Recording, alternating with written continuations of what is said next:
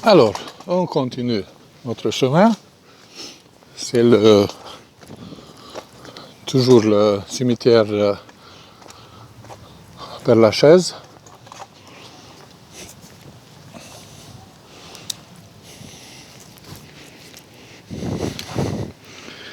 On voit partout des tombes. On peut voir également des petits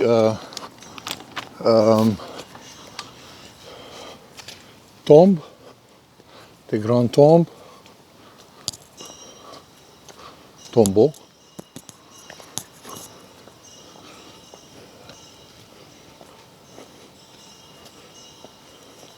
C'est l'heure de fermeture, donc on ne va pas tarder trop. On n'a pas le temps. Un autre jour, je viendrai pour faire le tour, mais tôt le matin. Comme ça, j'aurai plus de temps pour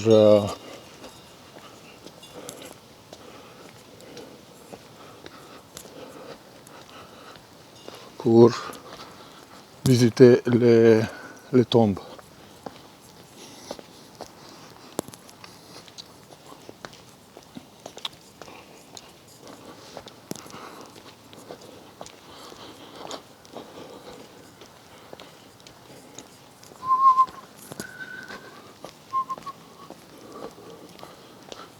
La sortie du Gambetta, c'est par là? Par là et à droite. D'accord, merci. Merci.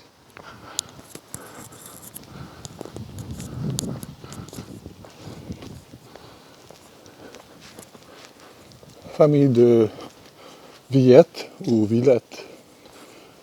Intéressant. Guignot et le jeune.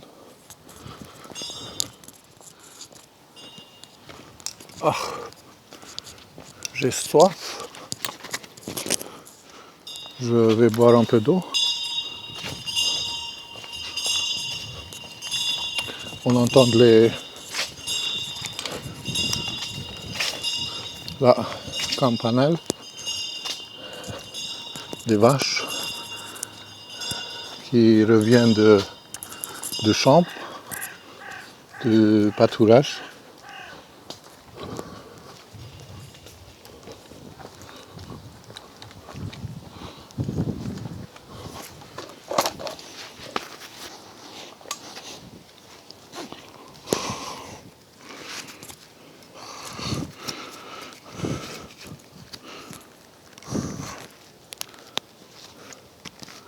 Alors, on s'approche de la sortie.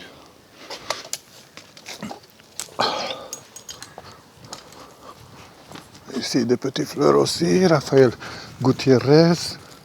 Ça, c'est typiquement un nom espagnol.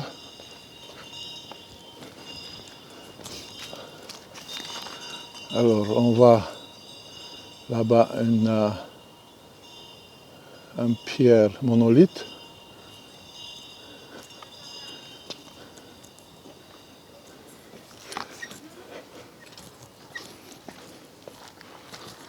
Ah, regarde. C'est très intéressant, très artistique. Ça, c'est, je crois, orthodoxe. C'est la croix orthodoxe. Et combattants étrangers morts pour la France. Ici, on va faire vite fait. C'est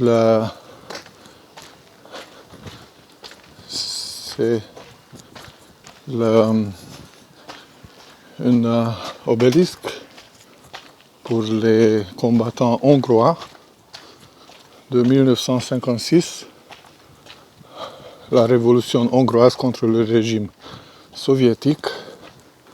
Tous les ans,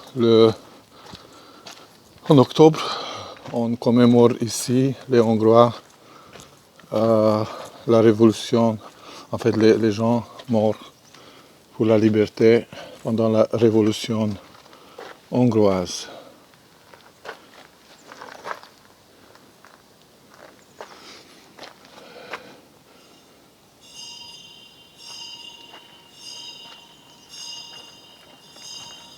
Voici, je voulais te montrer ça aussi. Et je continue à sortir parce qu'ils sont la cloche ou clochette.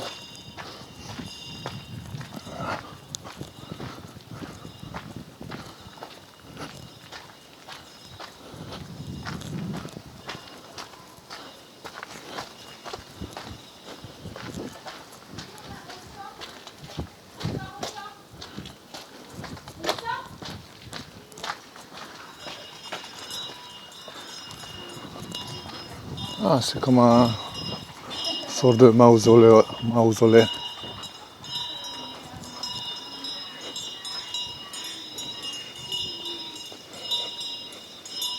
Des belles tombes. Famille Gorgorian.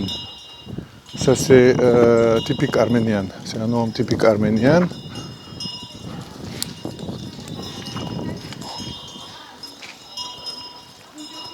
J'ai trouvé ici, l'autre fois, une tombe ou un tombeau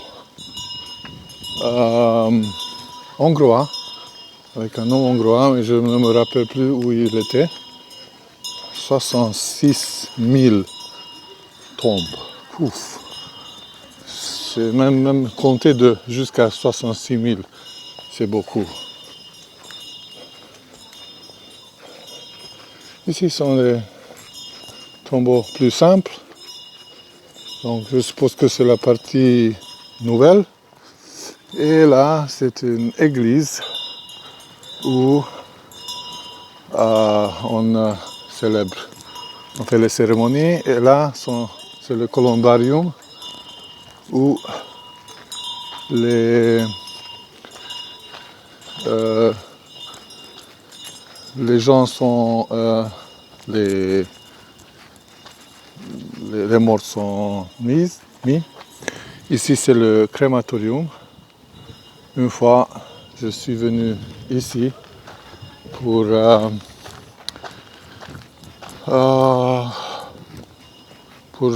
crémation de ma grand-mère roumaine, même si je n'ai pas des origines roumaines, mais j'ai rencontré une vieille dame, une roumaine, qui est née à Paris et qu'elle a vécu la plupart de sa vie à Bucarest, puis elle est revenue à Paris. Et elle a vécu dans une maison de retraite médicalisée le dernier an de sa vie. Et donc, on s'est rencontrés lors d'un séjour avec les petits frères de pauvres à Cabourg. C'est elle qui a découvert que je parlais roumain, parce que mon nom ne fait pas allusion à l'origine roumaine. Donc elle s'appelait Madame Hortense Boieșteanu. Son nom c'était Nini. Et donc elle était crémée. Et puis c'est ça le jardin des souvenirs où les cendres sont dispersées. Les cendres des personnes crémées sont dispersées. Et finalement, encore un dernier aperçu sur le cimetière. Donc nous, on est là et on est venu un peu par là, on a fait le tour, le rond-point, comme ça, et on est rentré par là. Ok, bon, à la prochaine fois. Merci pour ton attention, ta patience et ta compréhension. Ah, c'est une petite maison avec un fleuriste en bas et je suppose un appartement où les gens habitent. Et ça c'est, par là c'est le Gambetta. Et par là c'est un autre, oui, par là aussi c'est le métro Gambetta. Donc on ira par là. Et je vais, comme on a encore un peu de temps, je vais longer le même chemin où on était hier en te montrant.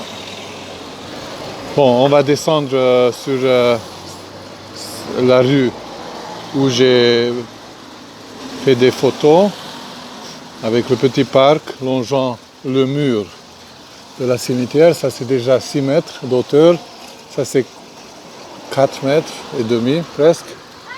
Le mur, c'est comme une forteresse. Et regarde, cette belle maison, en fait sont deux, entièrement couverts par de la lierre.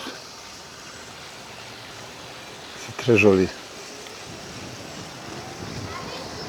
Ça aussi. Il y a des grandes salles de séjour, mais c'est assez moderne. Je préférerais un grand baie vitrée. Baie vitrée veut dire French window. Et les bâtiments, le style architectural spécifique pour le 19e siècle. Ici à Paris. Et on arrive là à un carrefour.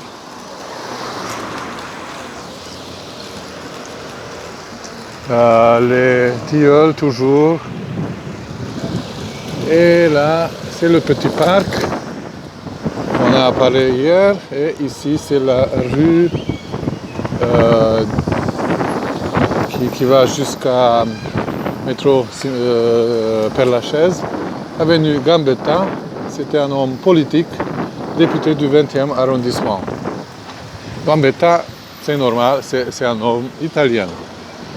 Et on voit que cette avenue est si longue. Et on voit là-bas la station de métro. Bon, on va traverser le parc un autre jour. Juste, on jette un coup d'œil sur le jardin Samuel de Champlain.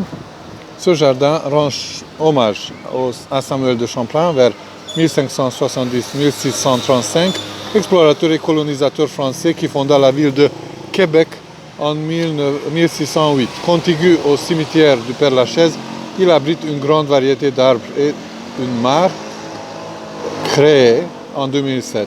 Ces milieux humides, devenus rares en ville, constituent de précieux réservoirs de la biodiversité. Ils présentent aussi un intérêt paysager et pédagogique à l'initiative de la maire de Paris. Ils sont peu à peu recréés dans certains espaces verts parisiens.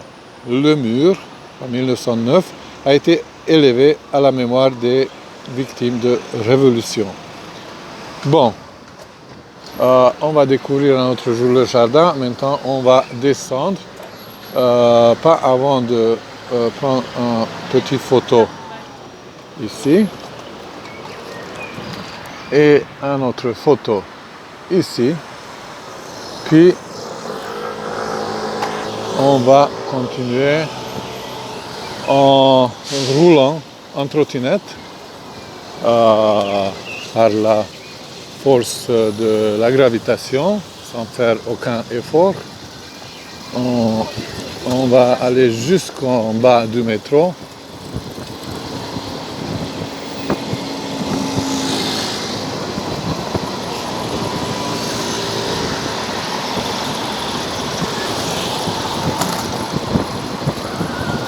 Nous voici roulant au vif allure vers la base de cette colline. la partie inférieure de la cimetière Père-Lachaise. Peut-être tu n'entends pas très bien tout ce que je dis, c'est normal, le vent souffle, car j'ai une vitesse extraordinaire en descendant cette avenue.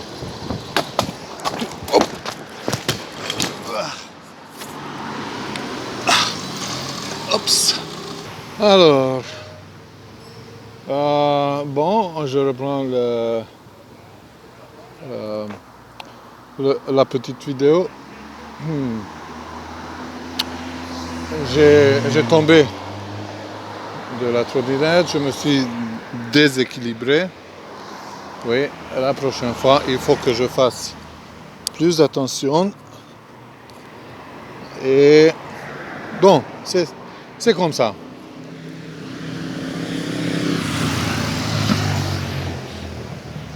C'est un petit trou avec une petite blessure, mais ça fait rien. Ça fait rien. Ça. Ok. Bon, je continue. Ne t'inquiète pas, c'est rien de grave. C'était juste pour m'attentionner, tirer l'attention d'être plus attentif. Ok, je vais prendre un peu.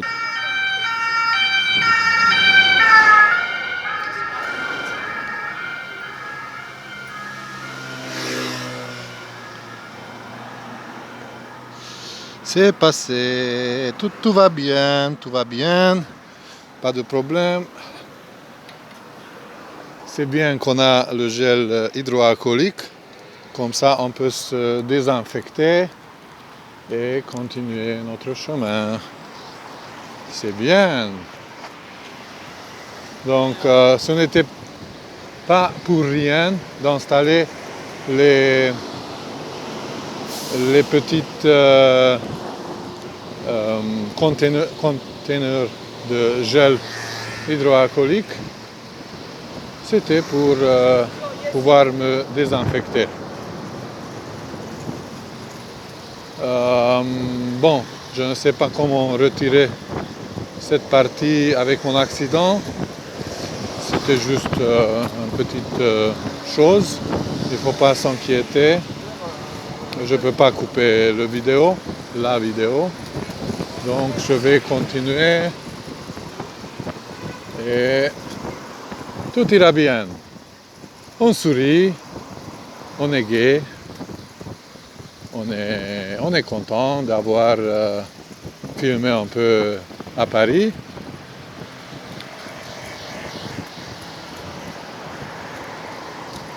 Et on arrive. Si on était là dans le 20e arrondissement, on arrive dans le 19e, dans le 11e arrondissement. Ah, des belles fleurs, il faut qu'on s'arrête et qu'on regarde les belles fleurs. Donc, choisis ta fleur et je vais choisir ma fleur aussi. Je suis curieux si je réussis à deviner tes fleurs préférées. Donc ici sont des plantes.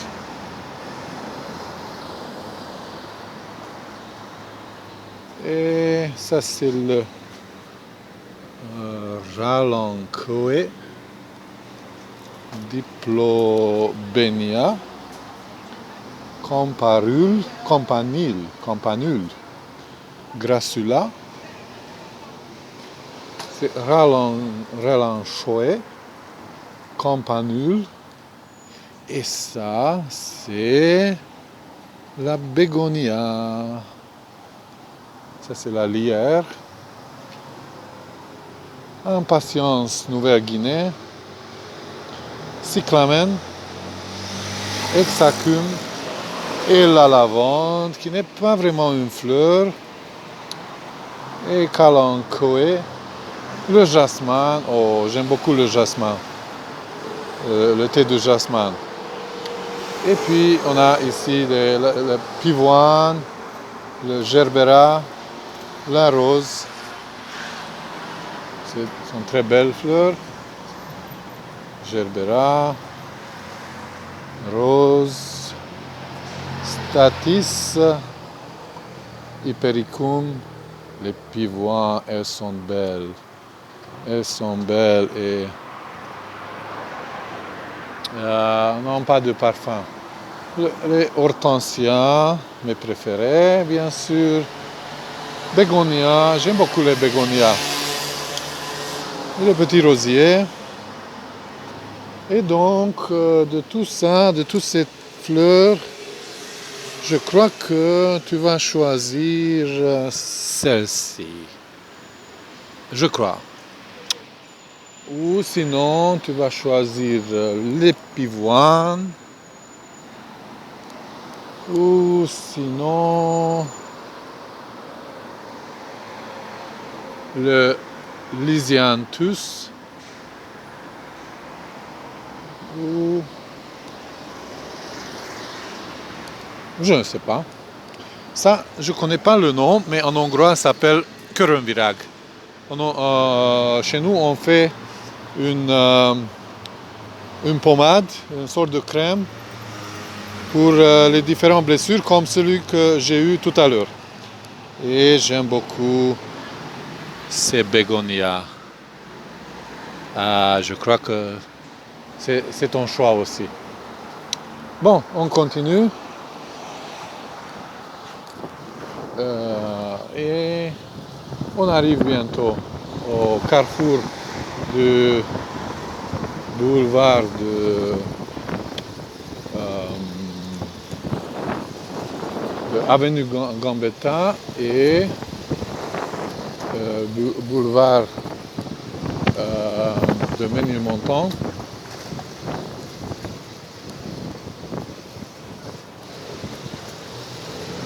D'où commence le 11e arrondissement. Jusqu'ici, c'était le 20e arrondissement. Jusque-là. Et si on avance par là, on arrivera à la cimetière Père-Lachaise, à l'entrée. Si on continue par là, donc on est là, Père-Lachaise, où il y a le métro ligne 2 et 3. Et on traverse la rue. Et puis, on va arrêter le petit film quelque part ici, où on s'est arrêté avec le film l'autre jour. On voit ici un bâtiment typique du 19e siècle.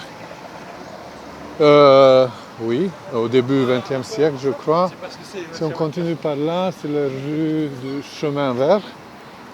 On arrive à un moment donné à un point où on peut voir la tour de Montparnasse. Et là, on est venu de ce côté-là. Bon, merci pour ton attention.